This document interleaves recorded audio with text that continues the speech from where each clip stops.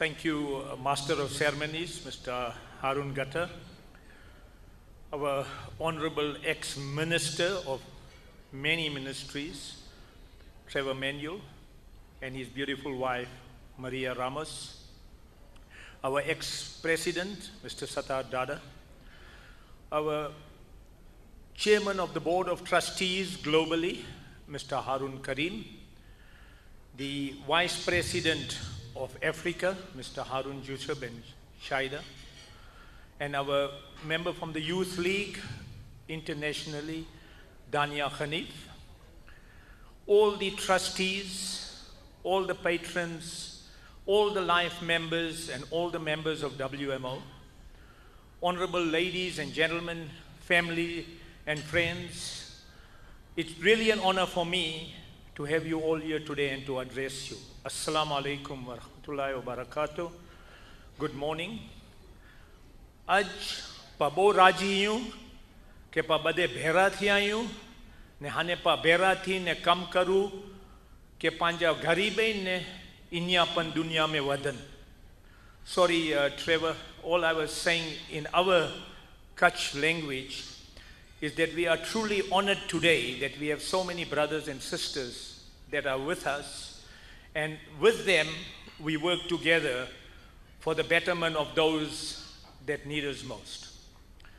But you know, when you end up here and you've prepared something, and then you get the Vice President of Africa that takes the wind out of everything that I wanted to say, then you get the Secretary General that adds punishment further, that takes the rest, then you know that now I have very little to say, so I'm going to change my entire topic. And I'm going to just tell you what I feel, and I hope you accept it because the prepared speech is now out of the game.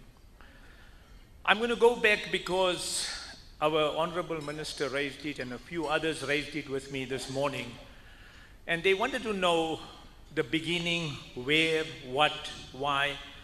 So I'm going to go back to an article that was in The Economist last year, December, which spoke of the genius and the jewels of Gujarat, and went on with a subhead to say, living globally, the hidden secret of the best businessmen.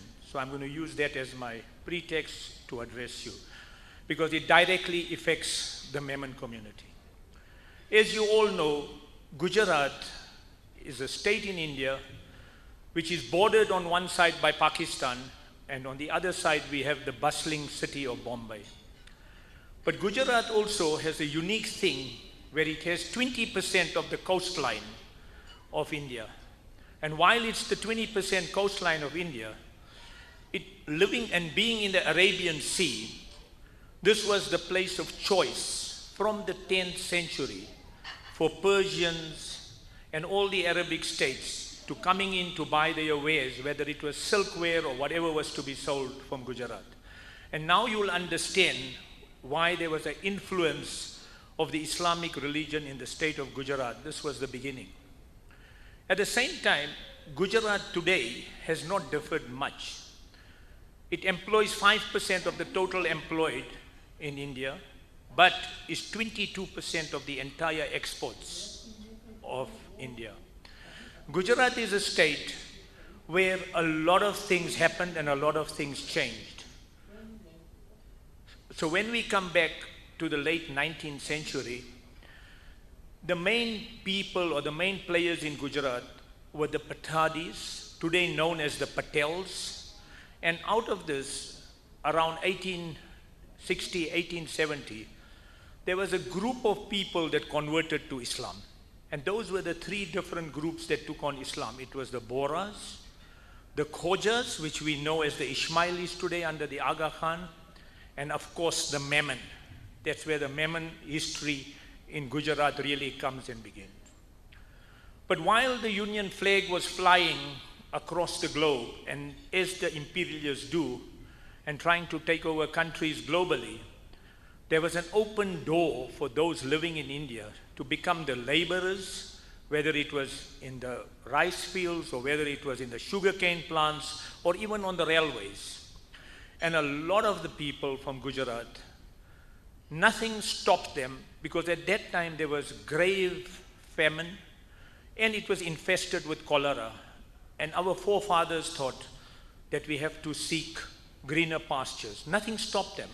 It was not the distance, neither was it the weather, but they had to go. And when you listen to how the people left Gujarat with absolutely nothing in their pockets, and thanks to them, we are today enjoying what we got. But it was very simple. They just went and they traveled globally. A lot of them went to New Zealand. A lot of them went to Fiji. A lot of them went to Burma. They crossed the barrier into Canada, Britain. But the majority who you see here today ended up in Africa, in East Africa and Southern Africa. From young, they knew one thing. The only thing we know that's best is to open a shop and do business. Whether it was on the railway stations, wherever it was, that's what happened. And they also knew that while we do this, we must make sure that we bring more of our people back. That is why you will understand why India, up to today, by FIFA, has been banned from the World Cup. Because whenever there was a corner, the Indians opened a cafe. So anyway, that might be the case. But the success of that was hard work. And if I tell you what the jewels of Gujarat have achieved, in the United States today, 30% of all hotels and motels are owned from people of Gujarat.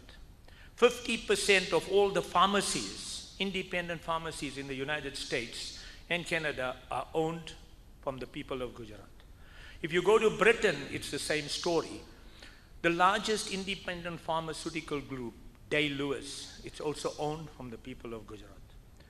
Gujarat today, in present day, has got the three richest people in India: Mukesh Ambani, you got our Dilip Shangvi, and of course, our Mr. Azim Premji, the king of high tech.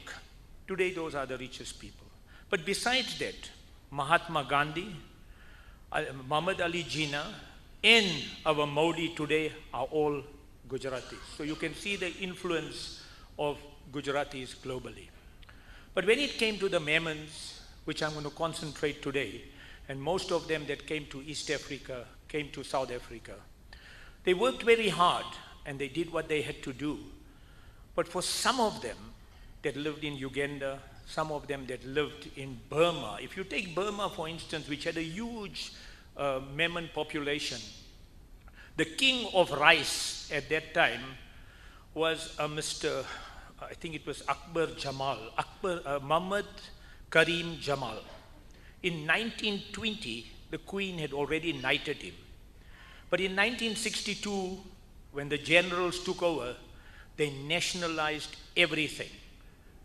And thousands had to flee for their life back to Gujarat or across the border in Pakistan. And a lot of those were Memon. The same thing happened in Uganda. After building up a huge part of Uganda, the Asian community in Uganda at that stage, though they were 100,000 of a population of 8 million, they totally ran the economy. They were an asset to the society, and they were 20% of the entire GDP of Uganda. But it took a madman like Idi Amin to make sure that they were all removed instantly and moved. Most of them went to Britain and a lot of them went to Canada. But today, those are all entrepreneurs. Just one quick example of how it worked in those days. One young man, he was only 17. He had to leave Uganda with no parents, with nothing. He had 10 pounds in his pocket. At that time was $16. Ended up in London looking for lodging, and nobody would take a non-white lodger. Finally, an Irish family took him in Kilburn, and he went to work at 25 pence an hour. But he worked so hard that the Wimpy people told him, please bring us more of your people, more of your people. 3 years later, he went and he bought his own shop. But he had a post office with it, so he knew, now my expenses are covered with what I'm going to get from the post office. A few years later, he bought his own house in Wembley. And when the rest of the Ugandans came, 25 of them were housed in his home. And hundreds after they were looked after him. The rest is history. Today he's known as Lord Dollar.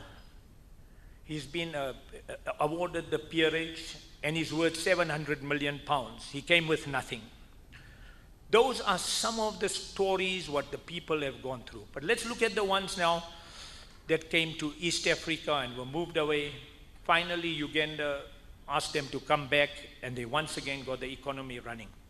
But in South Africa, we were very blessed. Our parents came here, worked very hard, and the Memon community just stands out in whatever they do. They are the silent business people of the year.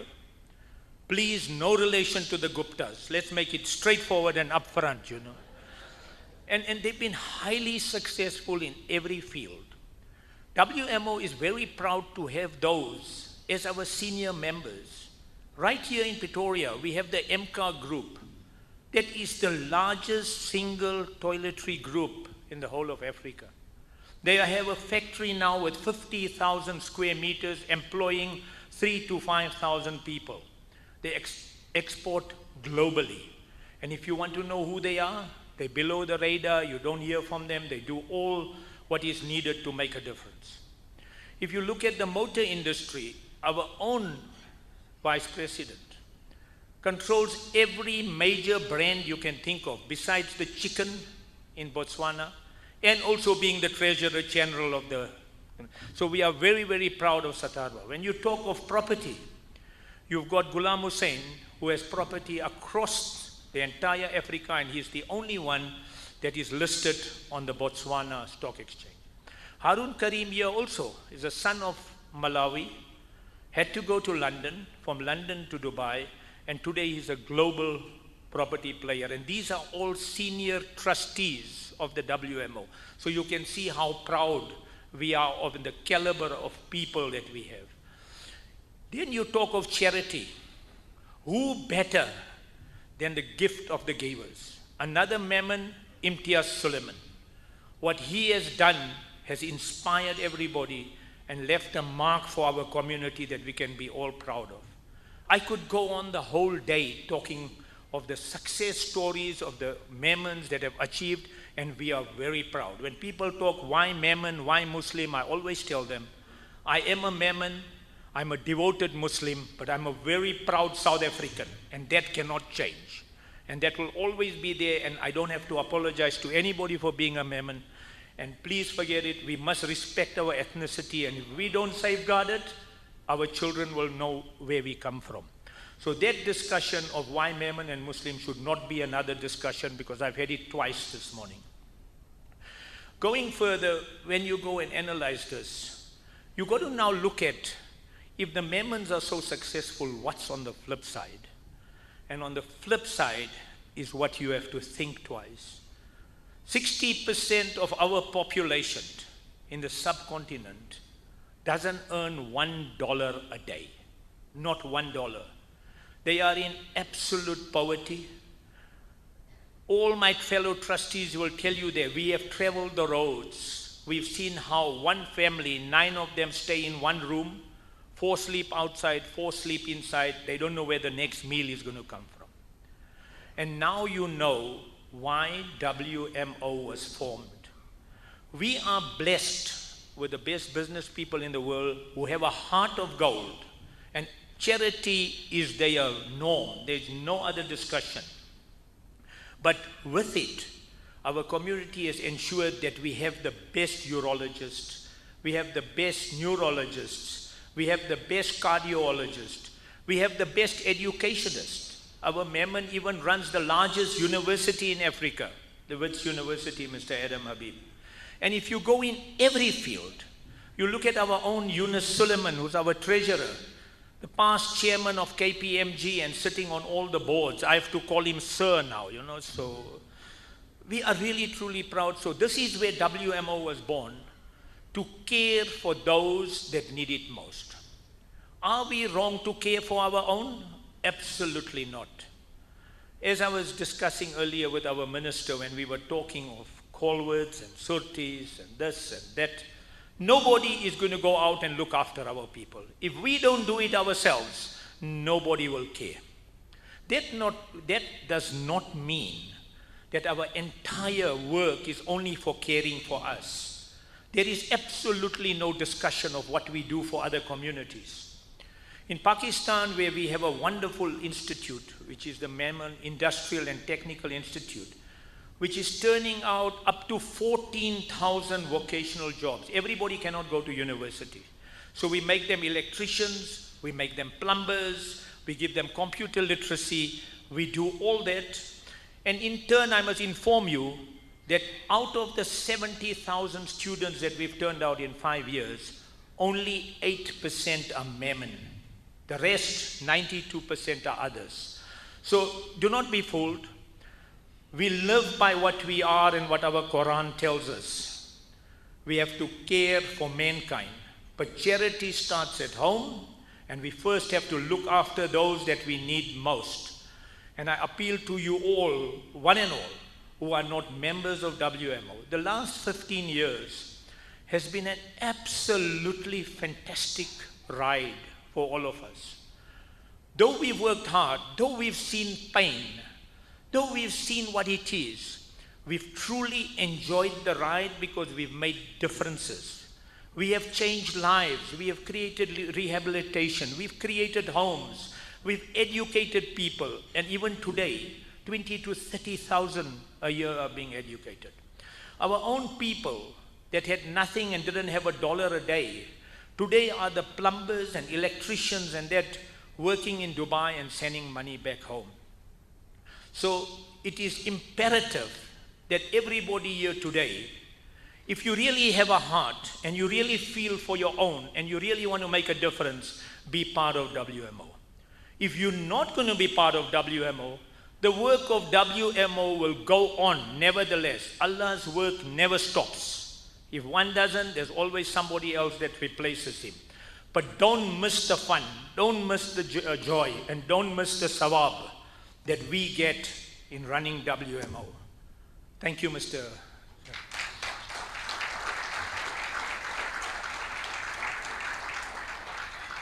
Now it gives me great pleasure to introduce a gentleman which needs absolutely no introduction because everybody in this house knows him. He was an absolute stalwart through the UDF days and through the first era. He was our first Minister of Trade and Industry. He was the longest running finance minister in this world, 13 years, where he took our budget from a paltry 170 billion to almost $1 trillion when he retired. His job was not done. He then went and became the minister in the presidency and our national development plan.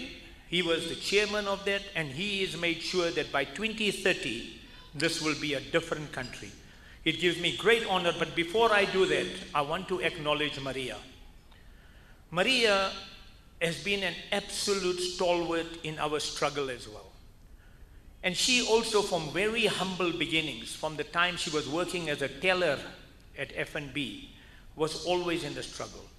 You will all know that she was the Director General of Finance that did everything. You are not aware of it. Some days Trevor was off, he was sick, he was taking a walk, he was playing golf. Maria carried the cane. I can tell you that today. So she's been there thick and thin. We know it's a marriage made in heaven, Trevor, Maria. Anyway, Maria further, another secret I'm going to give you today, and Maria, please do not be annoyed with me. In 2002, she was honored by Mervyn King to be offered the post of Deputy President of the British Reserve Bank, which our then President Mbeki said, sorry, we need you more, you can't go. Today, she would have been the President of the Reserve Bank of Britain. From there, she's done a remarkable job of turning our Transnet. She is now the CEO of EPSA, the First Lady on the Barclays board in London, a top executive on Richmond. And Maria, we're truly proud of you for what you have done and what you've achieved. Mr. Manuel, the mic is yours.